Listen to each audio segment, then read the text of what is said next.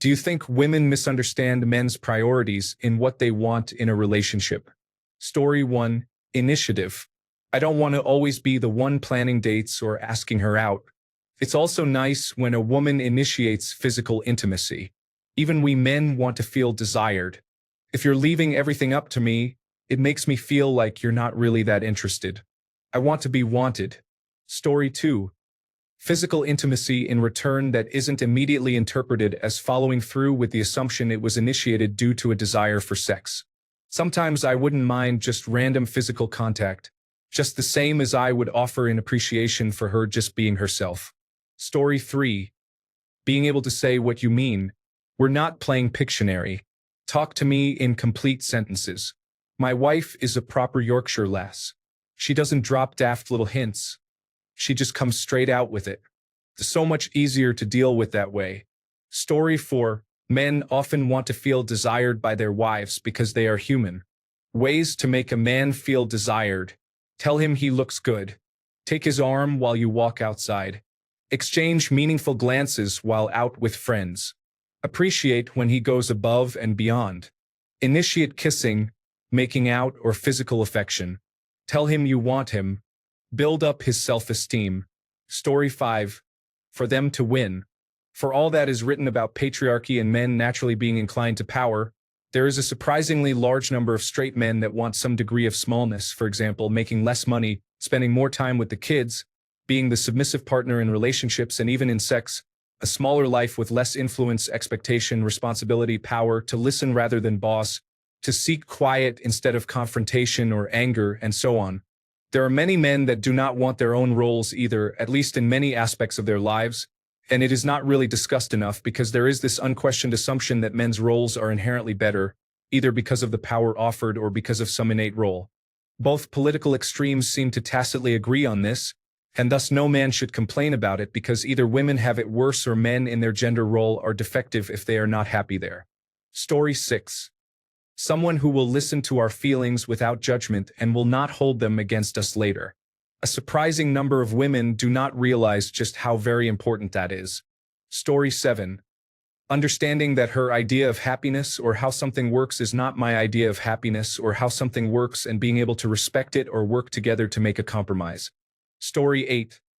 I know women have no clue of what most men prioritize in a relationship.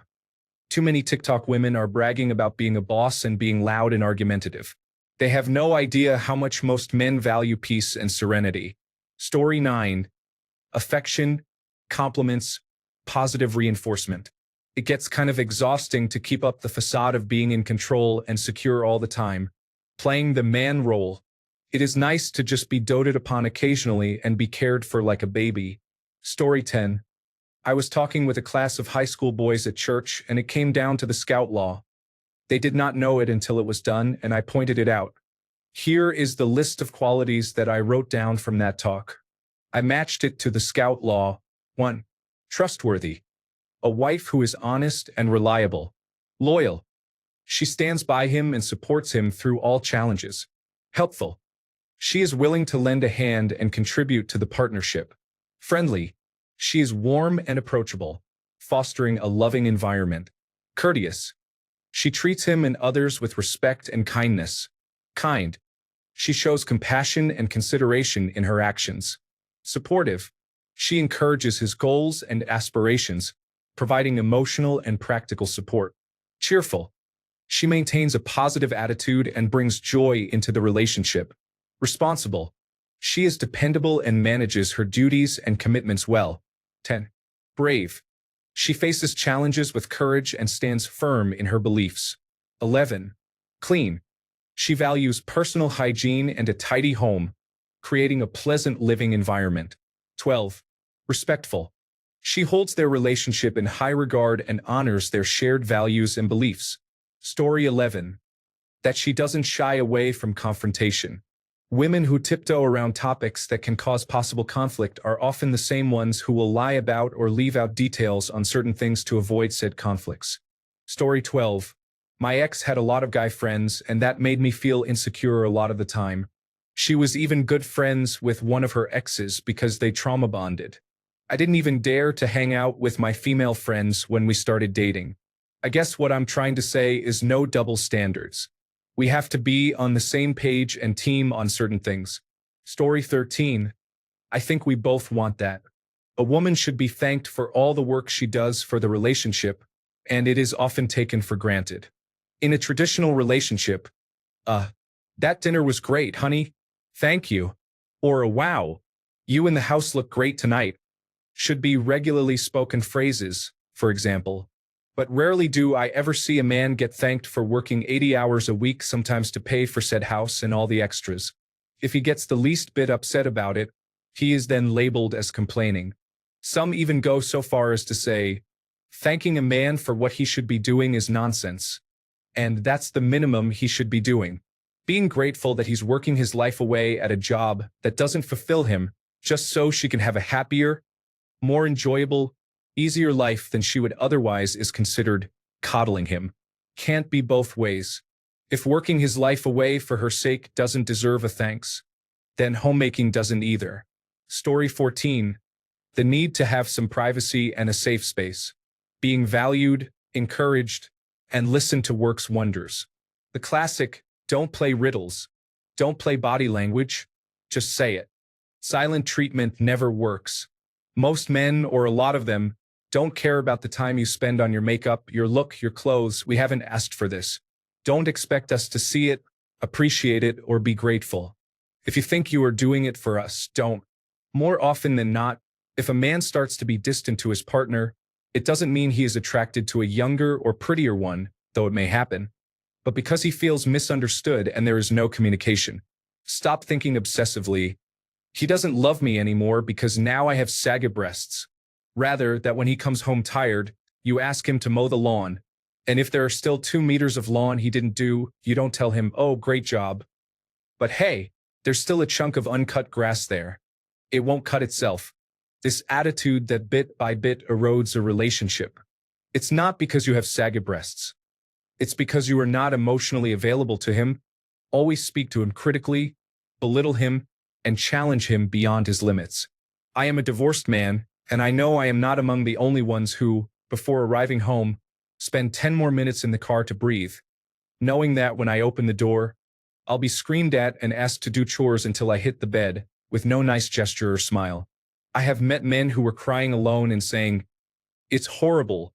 Why is she like this? But I must stay for the children. Don't compare him incessantly with yourself in everything he is doing and you are doing. If efforts and goodwill are on both sides, don't challenge him like mad to do as you do because you're a maniac perfectionist and you want him to be exactly like you. Don't mock and attack his self-esteem just for fun. It doesn't work either. Story 15. Openness. If we are being open, that means open. Not shutting things down when one of us disagrees, avoiding, or worse, hiding things they think we cannot handle or do not want to hear. Story 16. Yeah, there is sex stuff, but most of us boys just want a lady to support us and represent us well. Behind every great man stands a greater woman.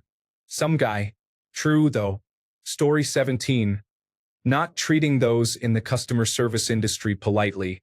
Nothing more unpleasant than your date verbally lashing out on someone serving us at a restaurant on our date, especially over minor issues that weren't intentional. Serving staff have a rough enough life and have to handle orders of hundreds of people a day. So someone taking sadistic pleasure in putting the idiots in their place is a huge turnoff. Story 18. Honestly, just throw us an attaboy from time to time, maybe once a month. Just some acknowledgement that our hard work is noticed and appreciated. It reinforces our value and worth. It goes miles. Story 19. Honesty, consistency, and accountability. If you asked most women what is the last thing that was completely their fault without blaming anyone else, I honestly do not think most could do it. Or if they could, the explanation would still somehow involve an excuse or someone else's name, implying they made them feel a certain way. Story 20. Bubbly, spontaneous affection, and I don't mean sex. I mean random kisses, wanting to be held, holding onto my arm in public, initiating cuddles, and just wanting to love me and be loved back. If you've ever had a partner that never showed affection and made excuses as to why, then you understand how lonely and unwanted you feel. Story 21. Direct communication. Also, less emphasis on appearance. Women too often feel like their only value is in their beauty and neglect personal development. This is often revealed when women come here wondering why men cheat if they have beautiful wives at home. It's like beauty only goes so far, and that's not very far at all. Story 22. A woman who believes in me. Not a woman who bows down to me, but someone who admires me, builds me up because out there in the real world men get beaten down all the time. In my turn, I will obviously give my everything to her. Story 23. Don't expect a psychic. Communication, honesty, expectations. I can't speak for everyone, but if I get in a relationship knowing that I know better than your word, it's not a fun mentality to have. Well, she's saying this, but she means this. Either she's expecting me to interpret it, or she doesn't know herself that well. If you say you want complete honesty, then get mad at the honest answer. Next time I may either not be as honest, no I have to manipulate the words, or be honest that it would be a difference in expectations. If something is wrong, you say nothing, not because it's no big deal, but with that closed-off mad look where you snap. Nothing. Nope. Nothing's wrong. It's fine. Due to concern I ask what's wrong. You say nothing while avoiding eye contact with an angry tone. I'll take your word for it and assume you value honesty and communication enough to mean what you say and say what you mean, so I'll go along taking your word for it. I'll find out that not only was something wrong, but you get mad I didn't know or just ignored what was wrong I didn't know about. This adds back to making her word lose value, where she'll say something, and I have to wonder if her word is real or not.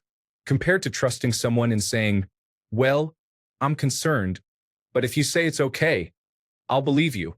Just let me know if that changes. Okay? I feel a bit betrayed. If I like someone, I want her to feel happy in the relationship and would put effort into what I can. So if she knows that, then lets me live my happy life while she knows she's doing bad. I get sad. Even if there's nothing I can do, if she says there's something wrong but just wants to vent about it because it made her feel bad, I want to know.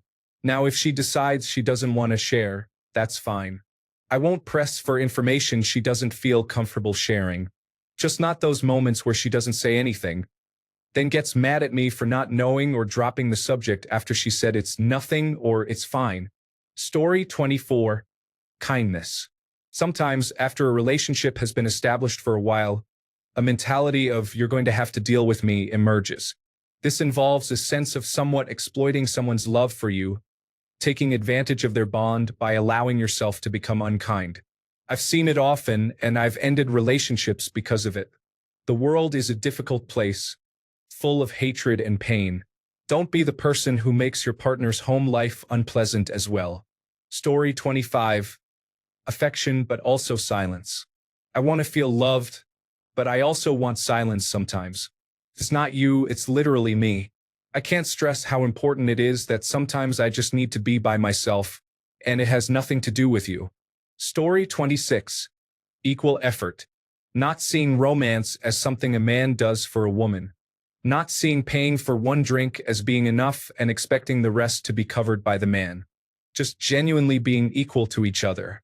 Story 27. Men who date confident women or strong women.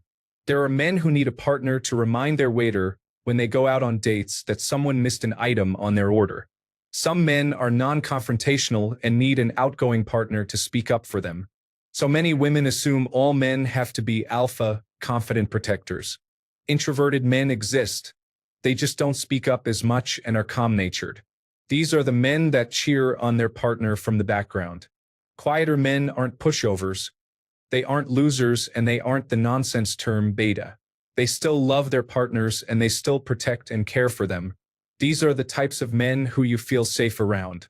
Story 28. My weaknesses and emotional vulnerabilities are not fodder for discussion with your parents, your friends, your hairdresser, your manicurist, and definitely not social media content. Story 29. A simple compliment is nice, and not a half-hearted one or one that isn't genuine. Want to make a man's day? Compliment him. Want to make him feel loved? Compliment him. Don't know what to get for his birthday? Give him a compliment. Want to make him feel like someone cares about him? Compliment him. Story 30.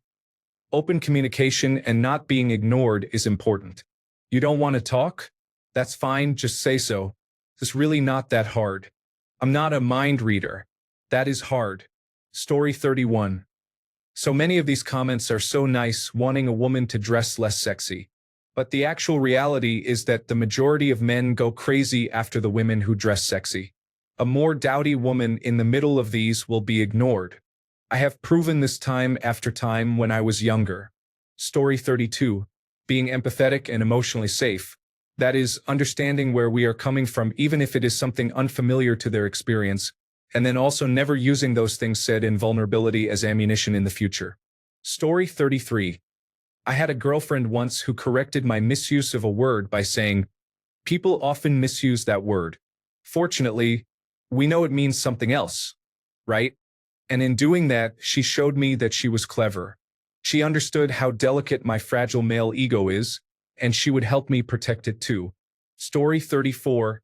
To be self-sufficient. To not have us men be your whole world. Go out with your friends. We don't have to do everything together. Also, stop asking us to do everything. You forgot your water bottle. Go get it or wait till 1 a.m. when I go downstairs to do dishes.